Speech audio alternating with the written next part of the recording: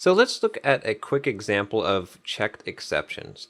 I kind of want to show you this so you can see how a checked exception operates. We're not going to really look at unchecked exceptions because we kind of already covered that in the try and catch.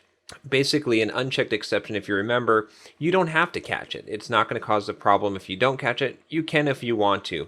And that's kind of what we did with this illegal argument exception. But a checked exception, remember, you have to catch this exception, or you have to say that you're going to rethrow that exception or throw that exception again. And or basically say that your method is going to throw that exception.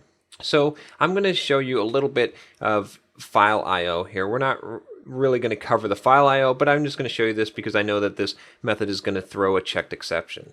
So I'm going to create a file here using the file class, and we're going to do new file, and then I'm going to specify this file will be c/test.txt, and we're going to try and create this file. You can call file.createNewFile to create a new file.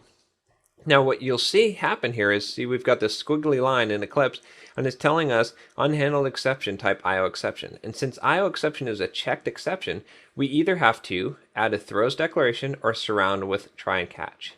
And these quick fixes are pretty handy in Eclipse, so I'm going to go ahead and show you how to use both of these. So let's click add a throws declaration first. Now you can see here it's adding this throws to our method, and we can choose IO exception, exception, throwable. The more specific one is probably better here, so we'll choose IO exception. And so now it lets us get away with this. But this is really a bad habit here. A lot of people will basically do this and then kind of ignore the exception in order to just write their code. If this is telling you that it throws an exception, you should really try and handle it if you can. Now it's okay to throw it back up if you have some code that's going to handle it up the chain and that's the more appropriate place. But what this is indicating when we put this at the end of a method is that this method is capable of throwing this exception. And it's kind of deferring that responsibility of catching the exception up the chain, if that makes sense. So the other alternative that we could do is we could actually catch this exception ourselves. So I'll look at these quick fixes again, and I can surround this with a try catch. And you see it's auto-generating this code for me. It's basically just wrapping our call inside of this try catch and catching this exception, and then it automatically prints the stack trace as default. But we could do something here, and we could actually even rethrow an exception. And I'll show you this point real quick here while we're in this area of rethrowing an exception. The other thing that you can do, we saw here in the printer that we could basically catch an exception and print out a message.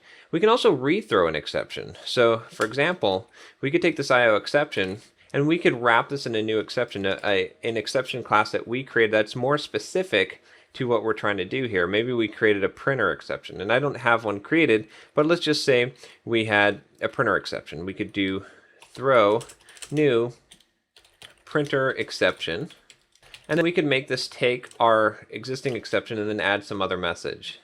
And this is kind of a common pattern. I didn't want to get too into depth here since this is more of an introductory level course, but just so you know that this is out here, this is a good way that you can just rethrow an exception. If you can't do anything really smart with the exception here, it's good to go ahead and catch it, but then maybe you have some more context that you can pass around here, and so you could throw a new exception that might mean something higher up the chain.